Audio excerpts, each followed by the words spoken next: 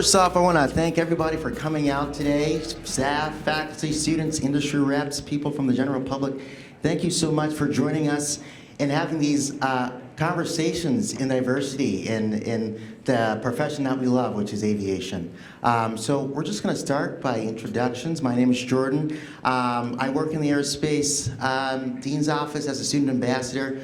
Also, vice president of our UND OBAP chapter.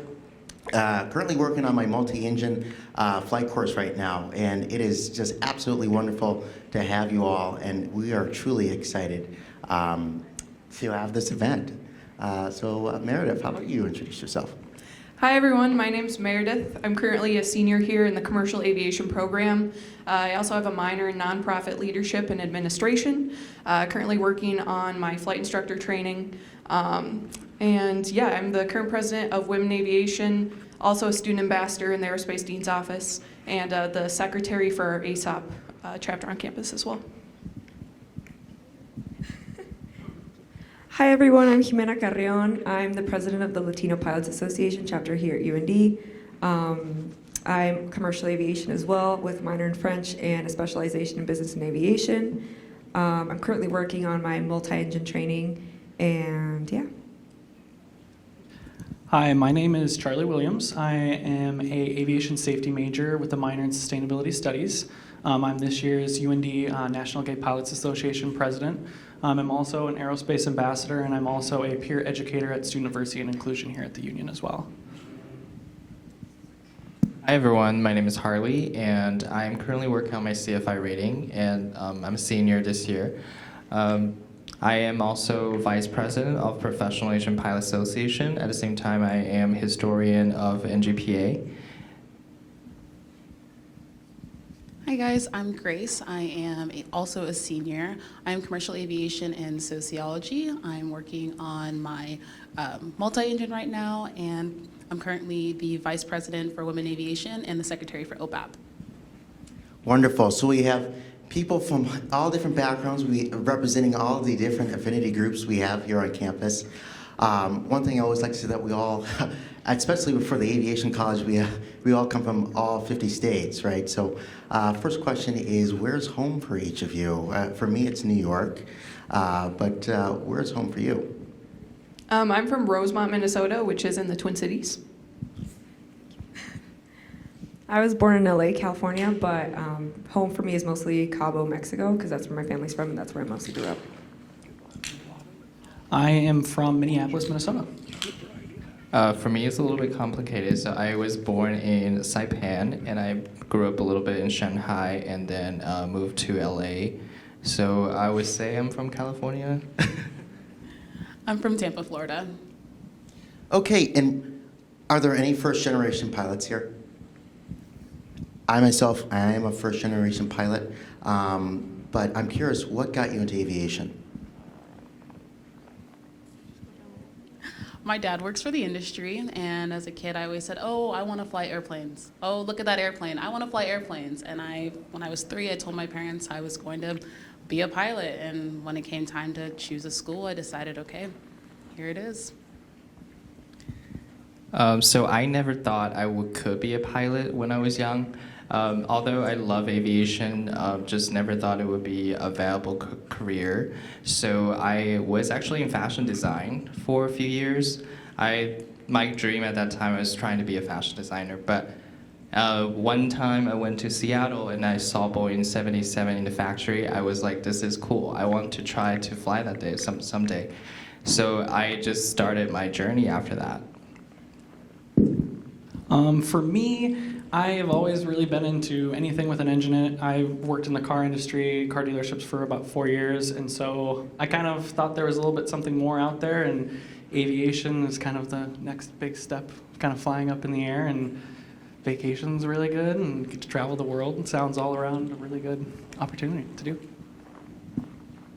For me, my parents have both worked for the industry, but mostly like ground operations, and my grandpa was an aeronautical engineer for the Mexican Air Force and later on for a Brazilian airline, so they kind of like inspired me, but I'm definitely like first generation like college student, and yeah, just pilot in general. But growing up with that was definitely something I really looked up to, and I just thought it was awesome, so I went for it. I guess I'd say I'm pretty much a first-generation pilot. My older brother is a Black Hawk pilot for the Army, but he never really made his actual career out of that, but he's working on his fixed-wing transition training right now. And I never really considered aviation to be a career until my senior year of high school. Both my parents are flight attendants, and so my mom really wanted me to do a discovery flight, so I actually came to UND and did one with the CFI here. But originally I was on track to be a veterinarian, so it's pretty different. But yeah, I've really enjoyed it and the process in my time here. So. Nice. So next I want to move on to the topic of outreach and mentorship. Do any of you have any mentors, and how has that affected you? One of my mentors actually sitting in the room was Carly Namihiro, who was on the previous panel, and it has benefited me a lot. She's really been there for me if I have questions. I'm like, hey, I'm not sure what to do with this, or oh my gosh, I'm stressing about this stage check. How can I think about things? How can I go into the stage check prepared? So just kind of using the resources that she's provided has benefited me a lot, and I would recommend anyone to get a mentor if you can. So I didn't have a mentor when I started, but I went to Endeavor's presentation, and Carly at that time was telling me, you should do this, you should do that. So I followed her step and kind of start building my portfolio and resume with her advice. And after I joined AV, I found some other mentor that always has been there for me and kind of quarterly check on what I'm doing and how I'm doing. And another thing I would say is my mentor isn't just about the people from industry, it's the people who's above me. There are people who in a year before me, 2 years before me, they were talking about, oh, how can you do better with course? I think that's part of the reason that I'm success today. So I actually have 2 mentors through NGPA. We do a mentorship program as well. Stephen Tussin over there is actually going to be on the next panel. He's one of my mentors. I've had some medical problems in the past, and it's very hard to navigate that industry with the FAA and stuff like that. And it's hard to figure out who to listen to, who to trust with all that stuff. And they really just kind of guide you and want to see you succeed in whatever industry you want to be in. And they also want to know. It goes both ways with me teaching them something as well as them teaching me something about the industry or just life or in general, just kind of having conversations. And I also have another mentor too that's kind of like a second dad that every time when I come back from home, he sends me up with 20 pounds of meat, frozen meat in the freezer. This is true. Yeah, he sends me up with frozen meat to bring up just to make sure I have food and don't have to pay as much for meat or something like that. I'd say my biggest mentor that comes to mind would just be this old family friend. He's one of my dad's best friends. He's a pilot as well. And he's the one that told me about UND. Before that, I honestly did not know it existed. So I wouldn't be here if it weren't for him. Yeah, he's just been super inspirational, and we talk quite often, and he gives me really good advice. So I'm really grateful to him. And just other mentors that I've found, including my peers, really. Your peers can also be your mentors. I've just met some really amazing people while being here and just being involved in my community and stuff. So I have a couple mentors. Carly is also one of my mentors. And then people like Karen Ruth from Delta Airlines, some other leaders within the industry.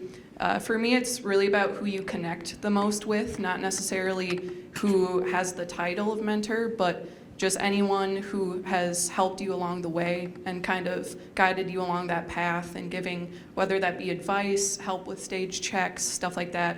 It's anyone you can talk to and connect with. So like Jimena said, peers are really helpful in that process. So. Wonderful. So the question I get a lot is, how do you keep that relationship with a mentor alive?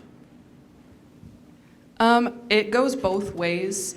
I think the biggest thing with mentorship is, yes, you're the one being the mentee, but it's also important to check in on them. It's definitely a two-way streak, asking them, how their career is going, what's new with them, just caring for them as much as they care for you is really important. So whether that be monthly phone calls, texting, emailing, it's really just keeping up that communication. So yeah, Stephen Tustin, one of my mentors, lives in LA, and so I've gone out there. My sister lives in LA, so I've actually met him in person for the first time there. And just kind of making sure that you guys are both communicating to each other, and not just the mentor itself is contacting you only, but it goes both ways, kind of like what Meredith said, to create that relationship and kind of build that bond. It just kind of builds over time and gets bigger and bigger and better. Yeah, like you guys said, mentorship goes both way, and recently, Ryan Goheen, he's actually one of my mentor. Although he's not officially assigned to me, we just connected. I actually bought him a sweater for Christmas. So I would say just get personal with them and stay connected. We both on social media, we kind of celebrate each other. Every time he has something, I congratulate him. I have something going on, he congratulate me.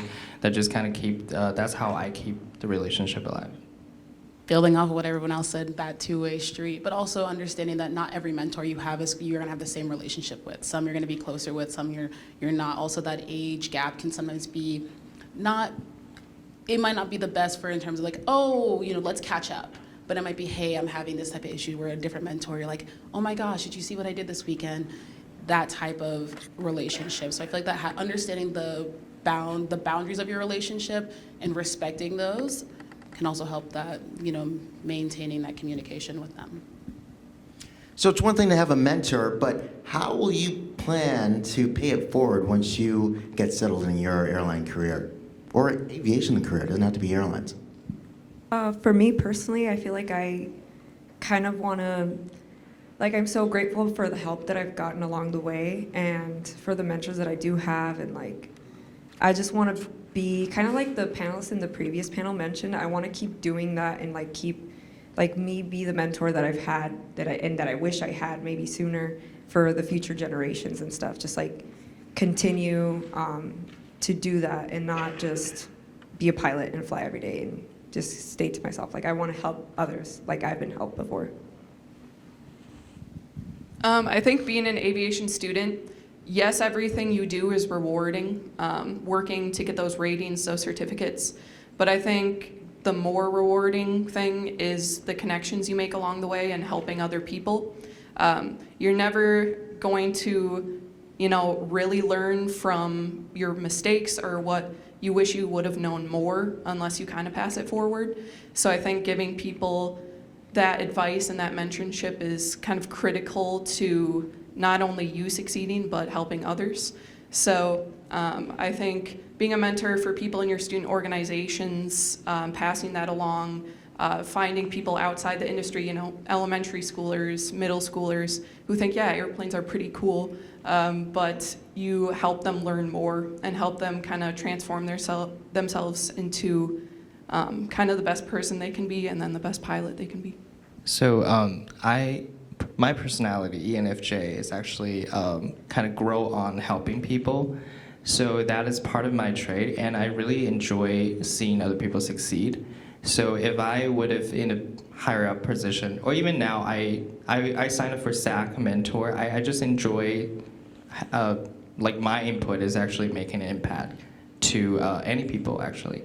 It doesn't have to be a student. It doesn't have to be a mentor, my mentors. I just wanted to stay positive, because I also gain energy from that people are succeeding. So yeah, with my situation, paying it forward is just this industry in general. That's kind of my big thing, at least, is paying it forward, because I know so many people have done the same for me. But with my situations too, learning from my mistakes and kind of falling on my butt, I guess, in a sense, and kind of teaching people kind of from my mistakes as well, what not to do, or kind of some tips, or here's some people to talk to if I can't answer specific questions. But yeah, and just making sure that it continues on as it goes. There's always going to be a new group of students, a new group of people that are going to be interested in this, and I want to be a mentor someday, soon. Like saying outreach, reaching out to those communities that are underprivileged, that don't have the same resources. And let's be real, that there are a lot of communities that don't have the resources. Be like, hey, this is aviation, or what degrees in STEM. Inspiring that next generation of kids and young boys and girls that, hey, this career field is for everyone. Doesn't matter your race, ethnicity, your gender identification. It doesn't matter, that there's room for everyone there. So kind of just, paying that forward and, really starting at a young age that, hey, this industry is for everyone. Nice.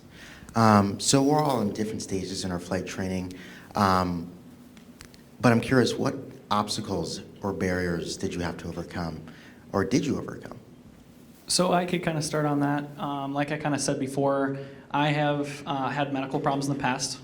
Junior year, I've been dealing with the FAA to try to achieve a medical, so that has delayed kind of my progression for flight training and all that stuff. And dealing with the FAA, dealing with who to talk to, what doctors to go to, all that stuff is very complicated and very hard to navigate, and it's been kind of back and forth with, I've had doctors that have falsified information or not had information that gets sent to the FAA, and it's very kind of stuff like that that has kind of screwed me up a little bit, and it's my hands are tied. I can't really do too much with the FAA, but just trying to get through that, and towards the end of it, it actually came out to me at Oshkosh last year, bumping into at the AOPA booth, bumping into the FAA check airman, or like flight check airman, FAA examiner there for my region, and actually put in a phone call and expedited my medical so that I could kind of get it pushed through a lot more. And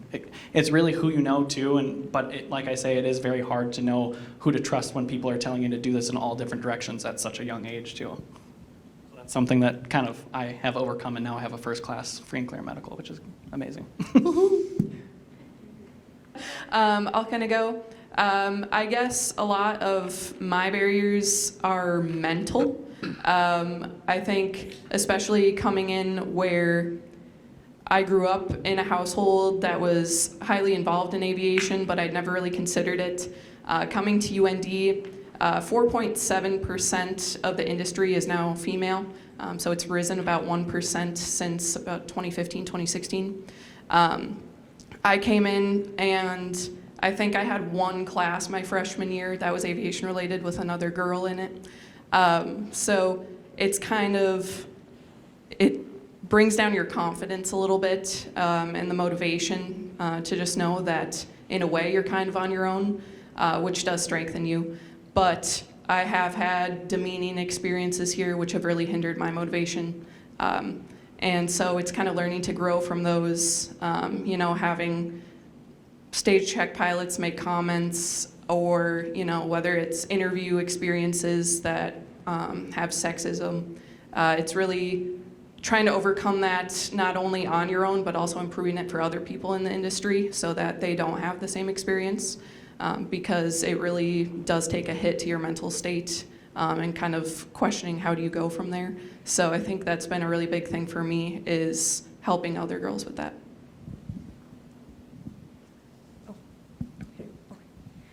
For me, I think I have had several barriers. Almost like anything you can think of, definitely a lot about confidence as well, but mostly just like financial. I did not have a lot of opportunities that a lot of people do have and take for granted. I've kind of just had to like find all these opportunities on my own and make them happen. Like I said, I am a first generation like college student and first generation immigrant. My parents both grew up in Mexico. Honestly, when I was like in high school, I had so I did like freshman and sophomore year of high school still in Mexico. Then I moved into junior and senior year of high school in Vegas. So when I moved, everybody was like preparing for their SATs, and I had no idea what that meant. I didn't even know what that was. So yeah, I didn't have any sort of like guidance from my parents at all, any step of the way, not even just like them guiding me through the process, much less like financially being able to do any of these things. So that's definitely been rough, but yeah, you know, you just have to like keep going. And then also just not seeing enough representation and like people that look like me, even at school. Like Meredith said, it's getting better. But yeah, like freshman year, I remember like walking into like the airport dispatch and just feeling like so out of place. Like nobody looks like me, like, or in the classes either. But yeah, just have to keep going and not let that kind of get in the way. If you really want your dream, like just keep pursuing it. Kind of going with off what Jimena said, also faced a lot of barriers. It took me, like Charlie, it took me 9 months for me to get my medical. Now I have a first class medical, but it was hard to navigate. It was very, very painful. You don't really have a lot of resource of who knows, who do you need to talk to, how do you get there. Once, you know, I got my medical, I was like, great. Now I faced all these other barriers. Being one of the few women of color in the industry here, I was blown away at the barriers that I was going to face, the barriers that I saw my friends face. Just things saying, hey, having something say, oh, are you that person? And being surprised that when you walk into the airport, someone's like, oh, I'm surprised you're my student. Being, you know, my first flight course, that is not what I want to hear. And also remembering, hey, I got to continue to do this so I can, you know, inspire that next girl that comes in, that next black female that comes to this university. It's like, oh, you know, I saw her do it. I can do it too. So I think that was really hard. It's been a rough couple of years, you know, learning how to overcome that barrier and that, like, the stress. I'm also a first generation college student. I'm a first generation American, having the stress of my parents being immigrants, and okay, I got to do great for them. You know, they came here for a better opportunity for my siblings and I. So. Yeah, kind of add on to that. So I kind of grew up like a little bit in China and here, and we kind of moved back and forth a lot. So inconsistency in education kind of like screwed up my whole path. So when I moved back to California, I was actually alone. I started like financially support myself independently ever since then. And I was kind of lost with like what I really wanted to do. At the moment, I was, you know, just hoping to do fashion design. That's like my ultimate goal. But I kind of stopped in college and then would start working because I had to like financially support myself. I didn't really have a clear goal. So I was just like, you know what, I'm just gonna just make money.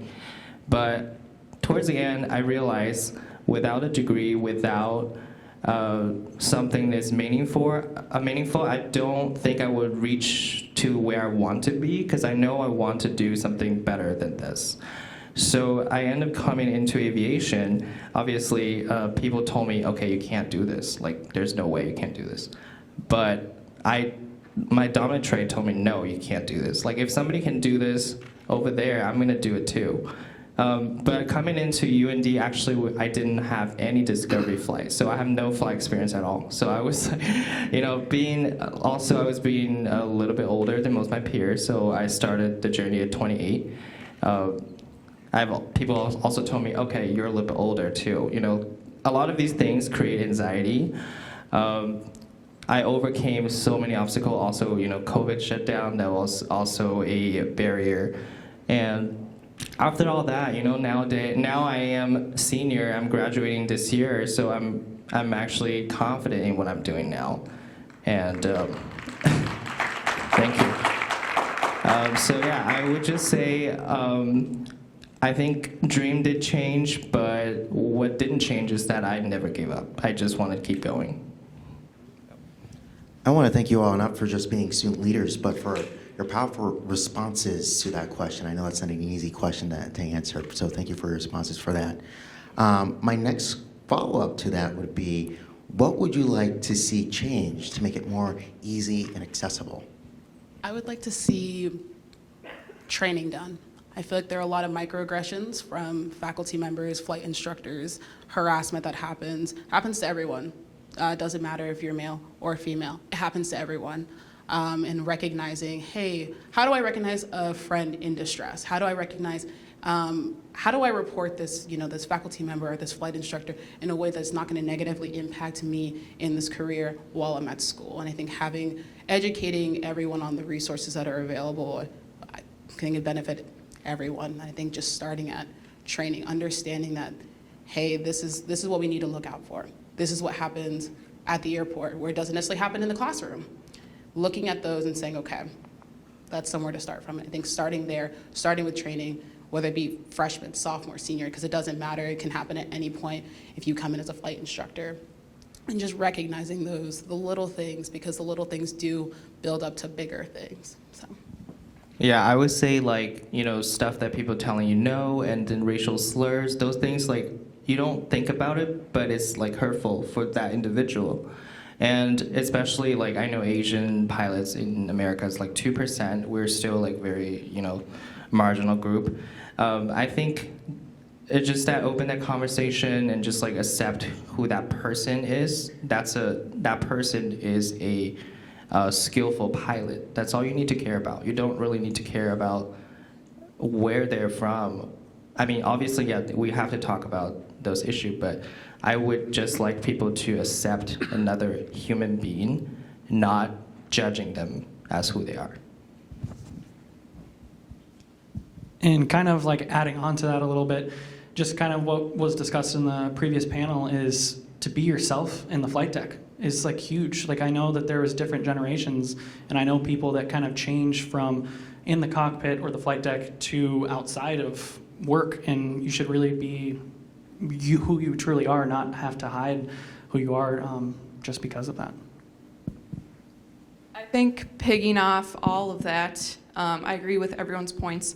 Just being able to be yourself and, not coming into a flight or flight course or a room and worrying about how people are going to perceive you just based off of one thing.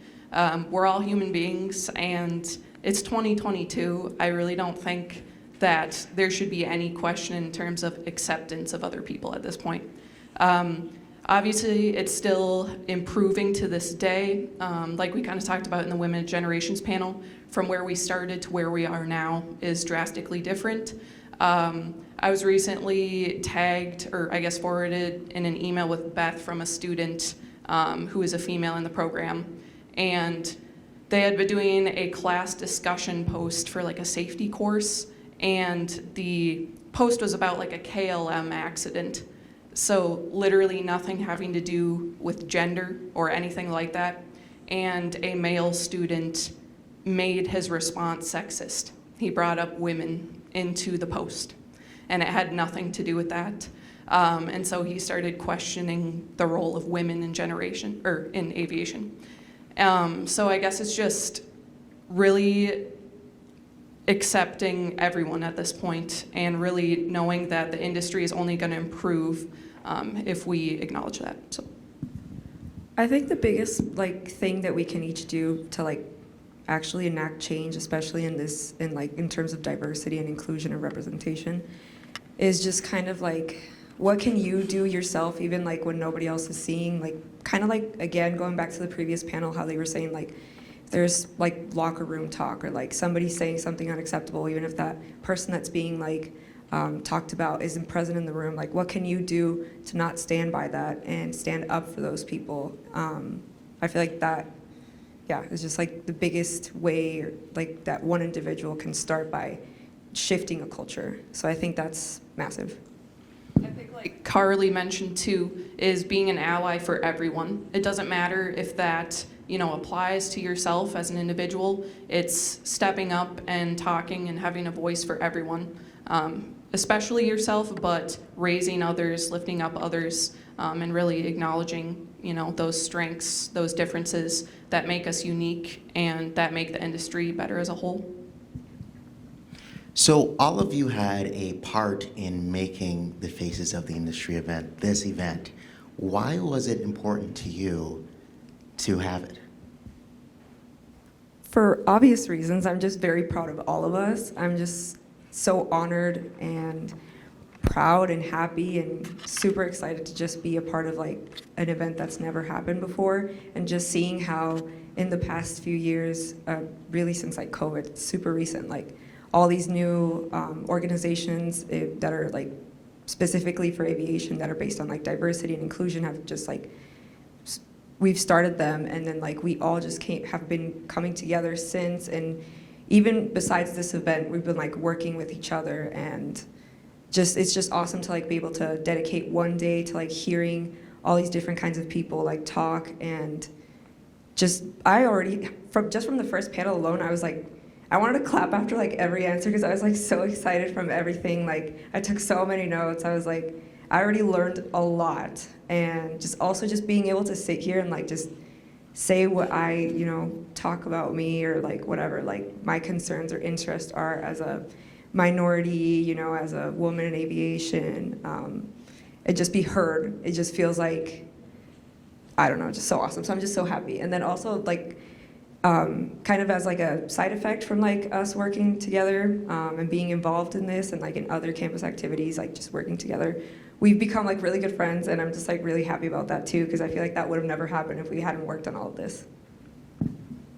I would say probably just the outreach, letting everyone know we have that safe space here in aviation. There is a place for everyone. I think having this together, really allows everyone to sit there and say, hey, wow, there's a group for, where I can identify, I have other people that look like me or can relate to my struggles, but also like, hey, I can also be an ally for this group. I think it allows us all to branch out of our comfort zone a little bit, to learn, because we can all learn, we are all subject to our own bias, but I feel like this just allows us to come together as a group and really just express, our concerns or things that we're excited about. So I think, like Jimena said, like we've all come together for this event, we've made friendships from it.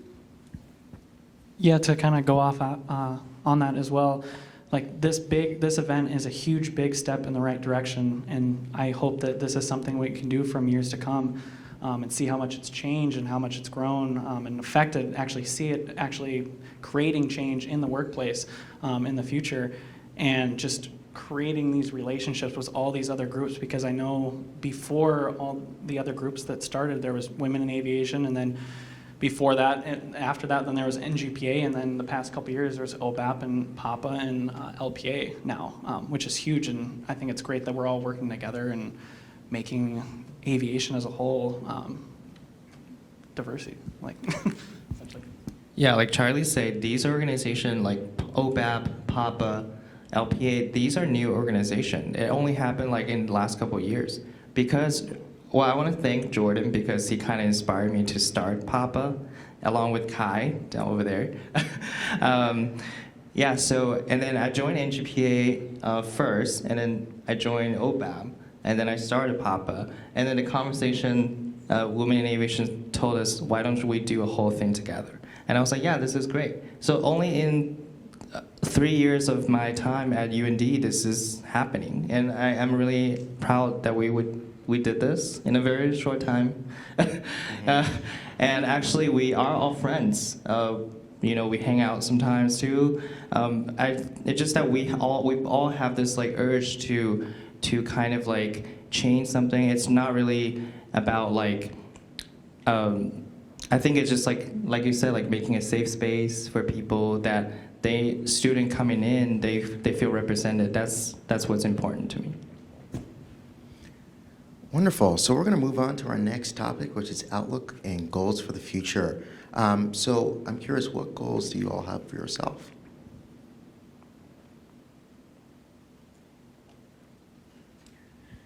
So my goal, definitely this year, hopefully graduate and then finish on my ratings and see if I instructing and then go to airlines. That's pretty much it, yeah. yeah, for me, I'm working on my private's license right now, hopefully going to be finishing up over spring break, hopefully, and then graduating in about a year or so, and then I'm going to be going to ATP or another Part 41 school and finishing up my flight courses as well, and hopefully onto a regional airline soon. Okay, I can. So I'll hopefully be graduating by next December, and then heading to the regionals, and then hopefully one day the majors. But I guess more long-term, I want to get more actively involved with nonprofits. I think that nonprofits are often kind of overlooked. People don't really think they're very important to the inner workings of kind of how our nation operates. But economically, nonprofits contribute a lot to the inner workings of the United States.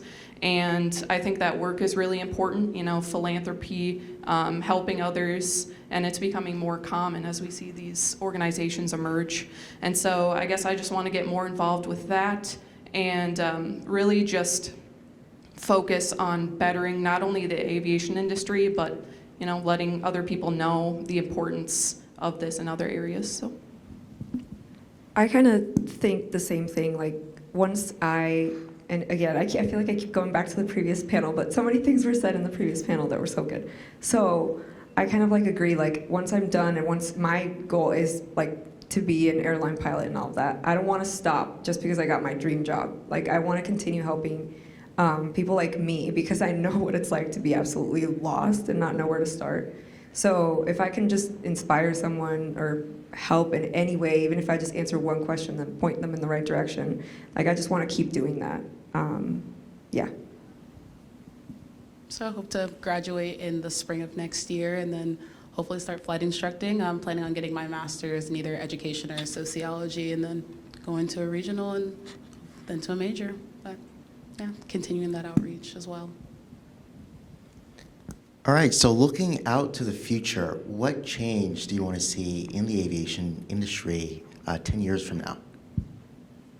So one thing that I would like to see, I am a sustainability studies minor, and so I'm very, very excited to see how aviation has changed with that, with the carbon footprint that airplanes give off and stuff like that, and maybe see more electric planes and stuff like that. I feel like is going to be a big thing in our lifetime to see, and also to see how it's just changed, and it might go down to even one pilot instead of two when it was three, and just kind of see how it's changed, and hopefully see this actual event benefiting in the future, see it actually firsthand as well.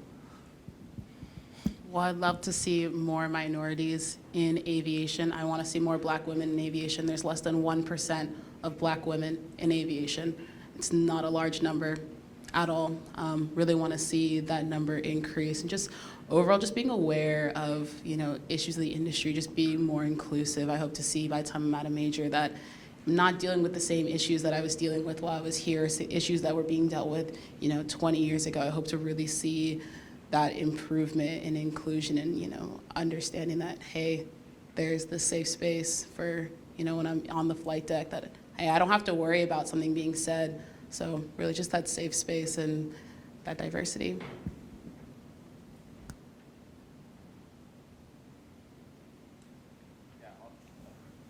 Obviously, yeah. Since this is going to be an annual event, I definitely hope that our legacy is going to continue, and I hope that this is going to make an impact to students and industry. At the same time, I want to maybe work on eventually how reach out to people like me that didn't have the access to aviation early on, maybe give them a little bit more advice or resources, how can they even consider this as a career without even knowing anybody. We need to have those organizations reach out to those communities to make sure that this is being considered as a career.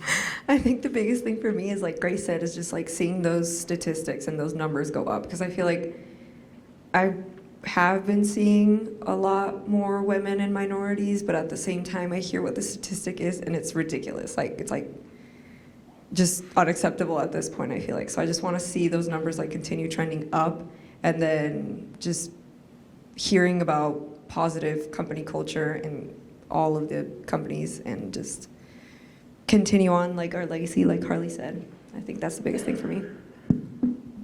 Yeah, I definitely think the positive space, just keeping that environment, like Grace said, a safe space for everyone. So really just seeing perceptions and stereotypes torn down, I think is really important.